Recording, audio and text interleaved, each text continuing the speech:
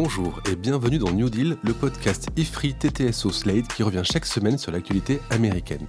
Je suis Christophe Caron et je suis en compagnie de Laurence Nardon, responsable du programme Amérique du Nord à l'IFRI. Bonjour Laurence. Bonjour Christophe. Alors, je parle d'actualité américaine dans l'introduction, mais en vrai, nous allons parler d'actualité française, puisque dimanche, la France votera pour le premier tour de l'élection présidentielle.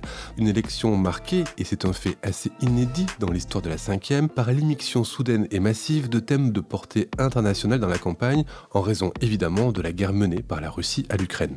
On a vu les candidats se diviser et des lignes de fracture réapparaître assez franchement ces dernières semaines, et parmi ces lignes de fracture, il y en a une ancienne qui divise le personnel politique français, celle du rapport à Washington. La perception des États-Unis a toujours été très passionnelle en France. Il y a une forte tradition anti-américaniste, mais aussi un courant pro-américain moins visible, que l'on qualifie en général d'atlantiste. Laurence, je vous propose de voir ensemble si nos 12 candidats ont des propositions concrètes concernant l'avenir de la relation franco-américaine.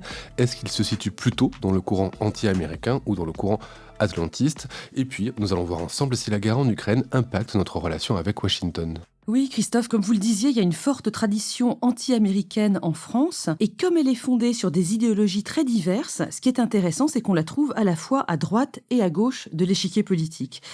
À gauche, on est dans le sillage du communiste. Il s'agit de condamner la cruauté du système capitaliste américain et les excès d'une société qui fait primer l'individu sur le collectif. Cette ligne-là, dans la campagne, elle est toujours portée par Poutou, par Nathalie Arthaud et par Jean-Luc Mélenchon. De nos jours, à droite, l'anti-américanisme, il est plutôt lié au souverainisme. Et là, évidemment, il faut parler de De Gaulle, qui fut un irritant permanent pour les présidents américains du début des années 40 à la fin des années 60. De Gaulle qui laisse un héritage assez marquant dans le personnel politique français. Est-ce qu'on sait, Laurence, à quand remonte cette tradition anti-américaine ? Pour en savoir plus, je vous renvoie au livre paru en 2002 de Philippe Roger qui s'appelle « L'ennemi américain ». Dans ce livre, l'auteur dresse la généalogie justement de cet anti-américanisme français et il cite le tout premier français qu'on peut taxer d'anti-américanisme, c'est Buffon, le naturaliste qui a vécu au XVIIIe siècle. L'américaine était à peine née que déjà il s'y opposait. Absolument, sans y avoir jamais été, parce qu'il travaillait sur la foi de rapports de voyageurs, de zoologues divers.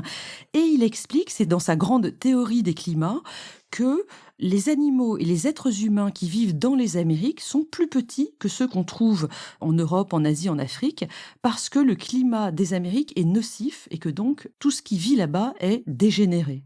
Alors évidemment, cette théorie pseudo-scientifique n'était pas vraie du tout.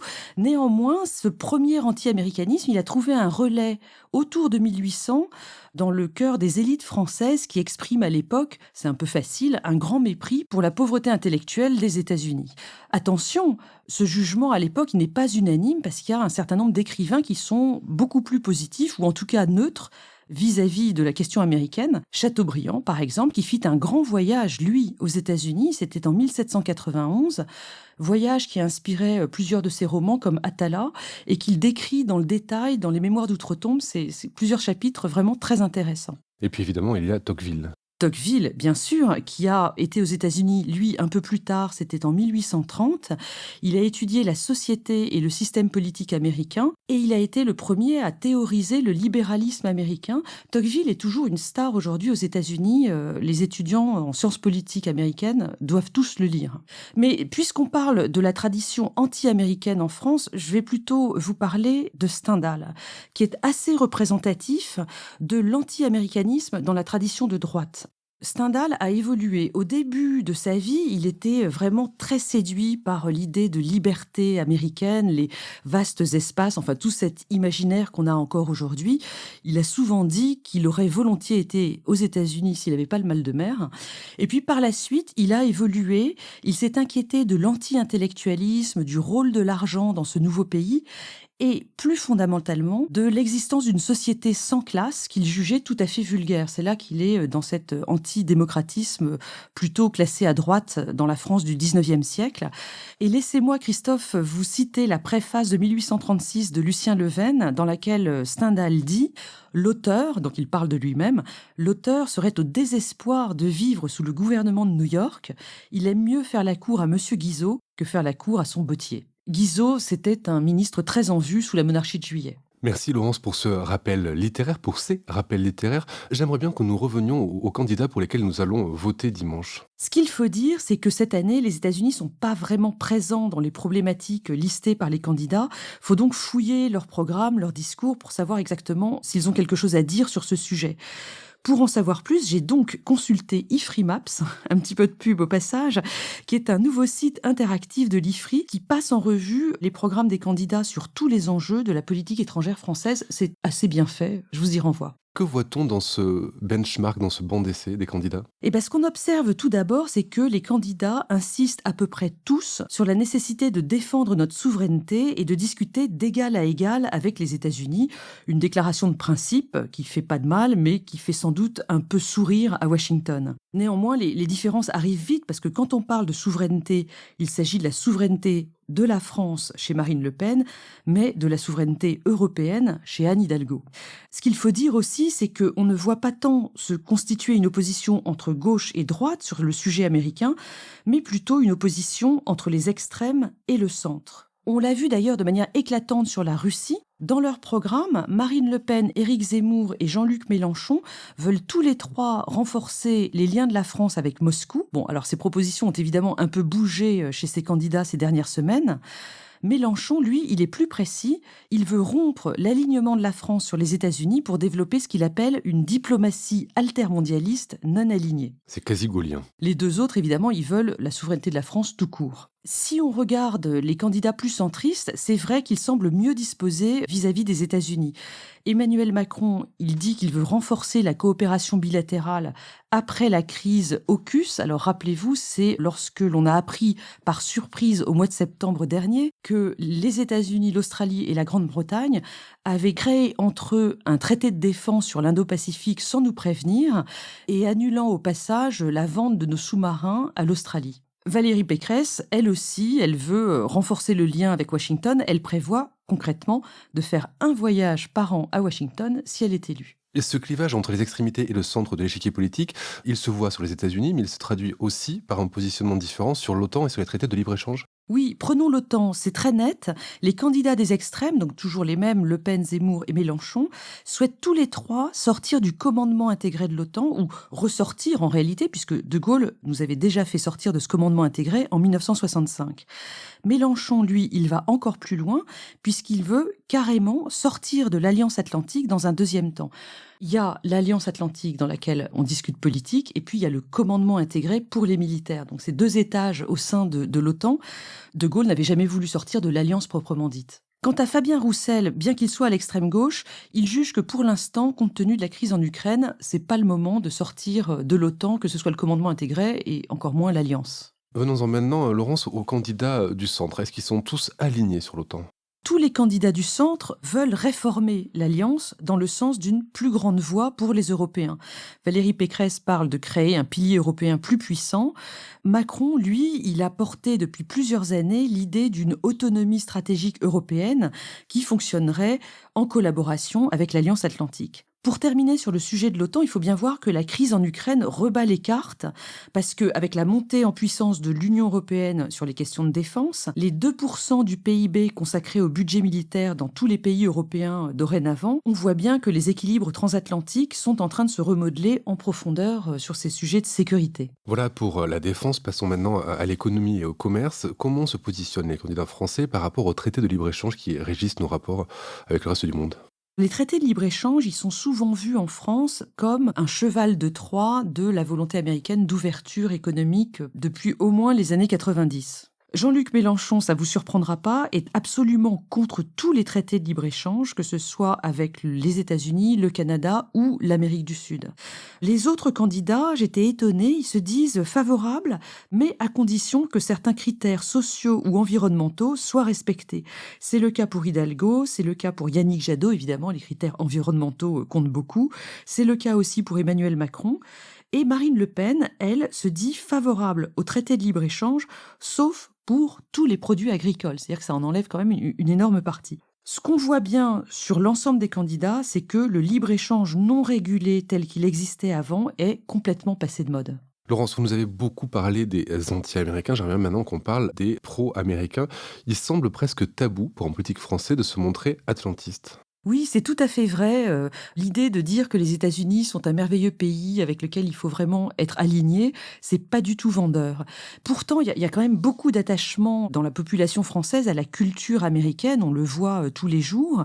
Et puis, en termes politiques, la France et les États-Unis partagent énormément de valeurs. Nos deux pays sont fondés sur un même projet républicain qui date des années 1780, puisque la Constitution américaine date de 1787, alors que notre Révolution française, elle a commencé en 1789.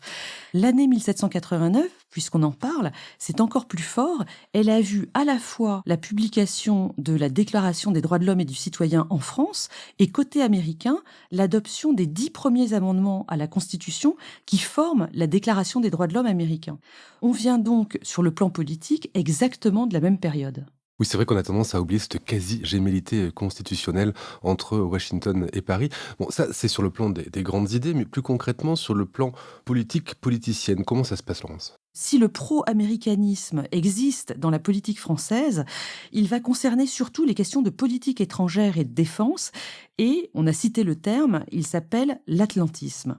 Cet atlantisme, c'est l'idée qu'on va se montrer favorable à un alignement avec les États-Unis, et il a été revendiqué notamment par Nicolas Sarkozy, élu en 2007.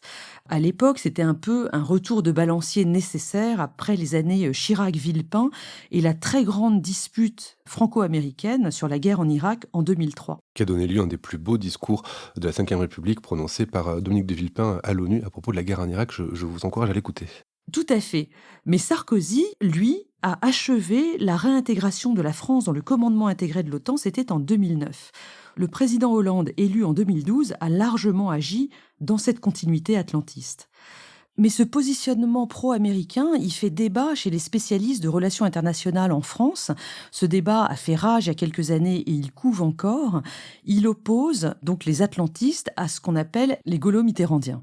Les seconds accusent les premiers, et notamment les diplomates du Quai d'Orsay, d'être non seulement des atlantistes, mais véritablement des néoconservateurs.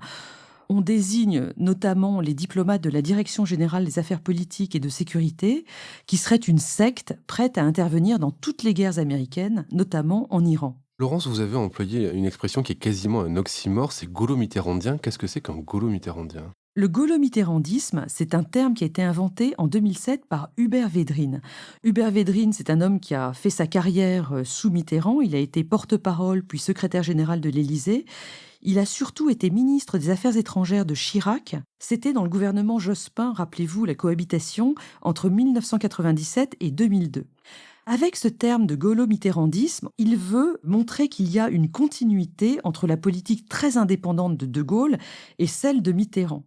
C'est un moyen, si vous voulez, de glorifier la politique étrangère de Mitterrand et surtout de s'opposer au rapprochement transatlantique qui a été opéré, on l'a dit, à partir de la présidence Sarkozy en 2007.